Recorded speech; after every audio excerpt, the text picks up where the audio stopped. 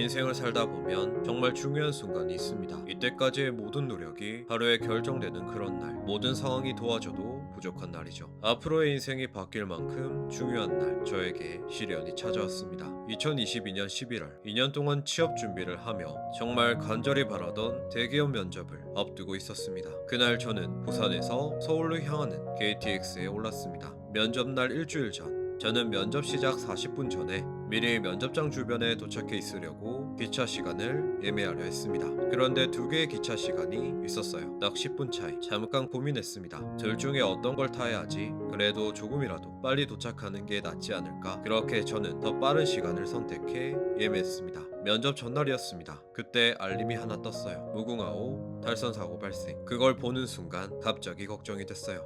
잠깐만. 혹시 KTX도 영향이 있으면 어떡하지?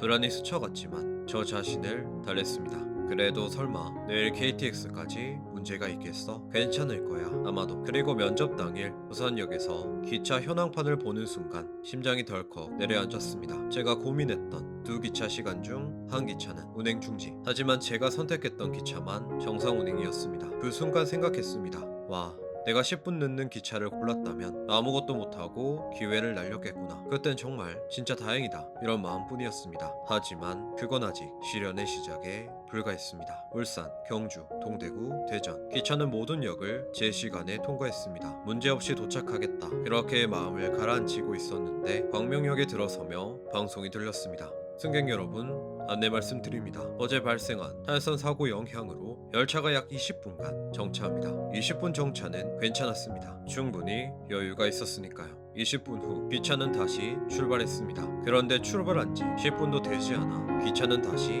멈춰섰습니다. 앞선 열차의 서행으로 잠시 정차합니다.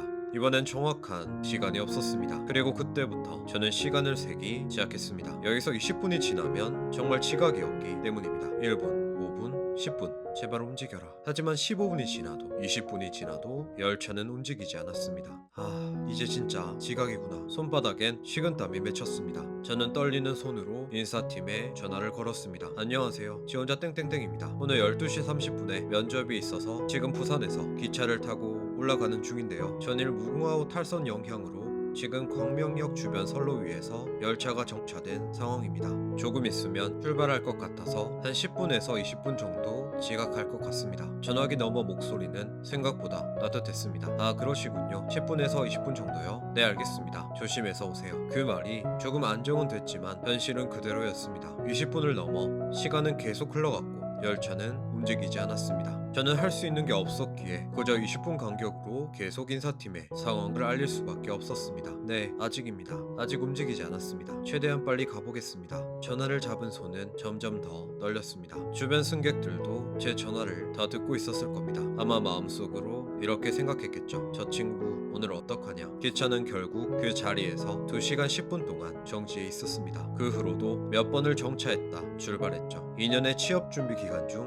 찾아온 기회, 간절히 바라던 회사, 그 모든 것이 사라지는 것 같았습니다. 그냥 포기하고 부산으로 갈까? 왜 내 인생은 이렇게 안 풀릴까? 정말 무너지고 싶은 순간이었지만 그때 마음속에서 아주 작은 목소리가 들렸습니다. 그래도 여기까지 왔잖아. 포기하지 말자. 합격은 물 건너 갔지만 오늘의 면접 경험이 도움이 될 수도 있어. 힘들어도 끝까지 가보자. 그 마음 하나가 저를 다시 일으켜 세웠습니다. 오후 3시가 거의 다 돼서 면접장에 도착했고 인사팀 직원분이 조용히 말했습니다. 오늘 정말 고생 많으셨어요. 면접관 분들도 상황을 알고 계셨는지 따뜻하게 맞아주셨습니다. 정신은 이미 무너져 있었지만 저는 제가 할 수 있는 최선을 다했습니다. 제발 끝까지 포기하지 말자. 그 마음 하나로 무너지지 않으려 노력했어요. 면접실 문을 나서니 어느덧 시간은 저녁 6시를 향하고 있었습니다. 아침 6시에 일어나 부산에서 출발했던 그 순간부터 지금까지 12시간 가까이 이어진 이 긴 여정의 고단함이 한꺼번에 밀려오는 것 같았습니다. 스스로 무너지지 말자, 포기하지 말자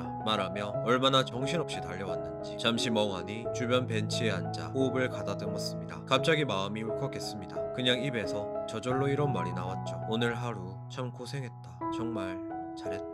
그로부터 한 달 뒤 합격자 발표 날, 저는 솔직히 전혀 기대를 하지 않았습니다. 그러곤 합격자 발표를 눌렀는데 합격이라는 문구가 보였습니다. 전혀 믿기지 않았기에 그날 수십 번을 확인했었습니다. 내가 진짜 합격을 했다고 그렇게 전 2시간 반이나 면접에 늦은 회사에 최종 합격하여 제 첫 직장 생활을 했습니다. 사람은 누구나 살다 보면 시련이 찾아옵니다. 이때까지 쌓은 노력이 한순간에 무너지는 것처럼 느껴지기도 하고, 정말 중요한 순간에 딱 한 발짝만 더 가면 되는데 세상이 나를 외면하는 것처럼 느껴질 때가 있죠. 3년이란 시간이 흘렀지만 저는 아직도 그날 광명역 주변에 멈춰있던 기차 안의 저를 떠올리면 가슴이 덜덜 떨립니다. 하지만 동시에 그 시간을 버티고 끝까지 간 제 자신이 너무 고맙고 대견합니다. 혹시 여러분도 지금 시련을 겪고 계시거나 저와 비슷한 상황 속에 계신가요? 그렇다면 포기하지 말고 끝까지 가보시길 바랍니다. 어쩌면 예상치 못한 좋은 결과가 찾아올 수도 있고, 또 다른 생각지도 못한 좋은 기회가 문을 두드릴 수도 있으니까요. 포기하고 싶은 순간에 그 한 발짝이 인생을 바꾸는 순간이 될지도 모릅니다. 그리고 분명 여러분도 시간이 지나 지금의 여러분에게 이렇게 말할 거예요. 그때 포기하지 않고 버텨줘서 정말 고마워. 생각이 잠시 머무는 곳, 잠시 머물다 가요.